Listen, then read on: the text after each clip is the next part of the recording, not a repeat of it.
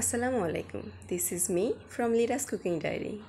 আজকে আমি আপনাদের দেখাবো আখনি বিরিয়ানির একটি রেসিপি। তো চলুন শুরু করা যাক।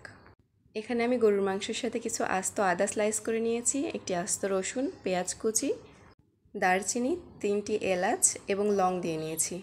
সাথে 2টি তেজপাতা ছোটো কাট করে দিয়ে দিয়েছি এবং বাটা মশলার মধ্যে দিয়ে দিয়েছি আদা রসুন, জিরা এবং গরম মশলা বাটা। আর সাথে কাঁচামরিচ বাটাও ছিল।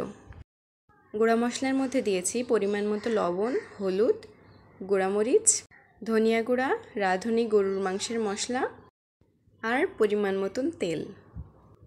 এবার সবগুলো উপকরণ একসাথে ভালোভাবে মিশিয়ে আধা ঘন্টা থেকে 1 ঘন্টা ম্যারিনেটে রাখবো।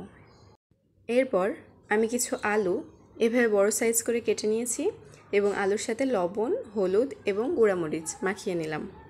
এটাও মাখিয়ে আধা ঘন্টা থেকে 1 ঘন্টা ম্যারিনেটে রাখলাম। আমি টক দইটা দিতে ভুলে গিয়েছিলাম। ম্যারিনেটের পর আমি টক দইটা দিয়ে মাখিয়ে নিয়েছিলাম। টক দইটি অবশ্যই ফাটিয়ে দিবেন, তা না হলে ভিতরে যে লামসটা থাকে সেটার জন্য খেতে ভালো লাগবে না।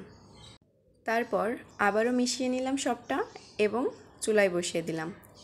মাংসটি কিন্তু কষানোর সময় আমি কোনো পানি ইউজ করিনি। কষানো হয়ে গেলে বেশ কিছুটা পানি দিয়ে মাংসটা আমি সিদ্ধ হতে দিয়েছিলাম। এ পর্যায়ে আমার মাংসটা সিদ্ধ হয়ে গেছে। এরপর ঝোল এবং মাংস আর মশলাগুলো আমি আলাদা করে নিয়েছি। মশলাগুলো আমি ফেলিয়ে দেব আর ঝোল আর মাংসটা আলাদা আলাদা রাখবো। এদিকে আমি প্যানে বেশ কিছুটা তেল দিয়ে পেঁয়াজ বেরেস্তা করে নিলাম এবং এই তেলে আমি সেই ম্যারিনেট করা আলুগুলা ভেজে নেব।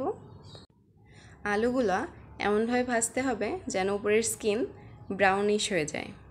এই তো আমার ভাজা হয়ে গেছে এবং আলুর কালারগুলো এমন এসেছে। এই তো আলুগুলো আমি উঠিয়ে নিচ্ছি এবং এই সেম তেলে আমি সেই আলাদা করে রাখা মাংসগুলো দিয়ে দেব। এ পর্যায়ে তেল ছিটকাতে পারে, এজন্য সাবধানে কাজটি করবেন। মাংসগুলো মিডিয়াম টু লো হিটে ভালোভাবে ভাজবেন। মাংসর গায়ের কালারটা এই যে এমন হয়ে যাবে। আমার ভাজা শেষ, আমি তেল থেকে মাংসগুলো উঠিয়ে নিচ্ছি।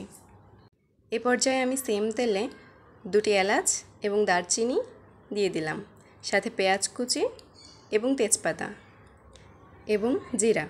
সবগুলো ভালোভাবে ভেজে নিয়েছি। যখন মশলা থেকে একটা স্মেল বের হবে সে পর্যায়ে দিয়ে দিবেন চালটি ভাজা শুরু করলাম।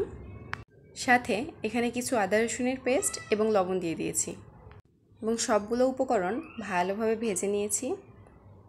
এ পর্যায়ে একটি কথা মাথায় রাখবেন, সেটি হলো পোলাওয়ের চালটা মিনিমাম 1 ঘন্টা আগে ধুয়ে স্ট্রেনারে শুকাতে দিয়ে রাখবেন।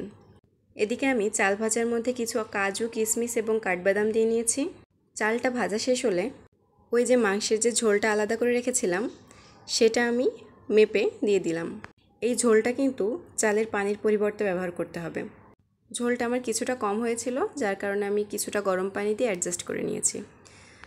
এ পর্যায়ে সে ভেজে রাখা আলুগুলা দিয়ে দিলাম আর তার সাথে রাঁধুনি বিরিয়ানি মশলা দিয়ে দিয়েছি এবং শেষ পর্যায়ে সামান্য চিনি দিয়ে ঢাকনা দিয়ে ঢেকে দিয়েছিলাম।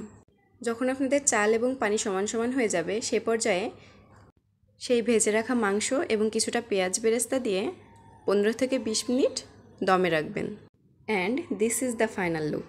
ট্রাস্ট মি, এটা খেতে এত মজা হয়। সবাই ভালো থাকবেন। আল্লাহ হাফেজ।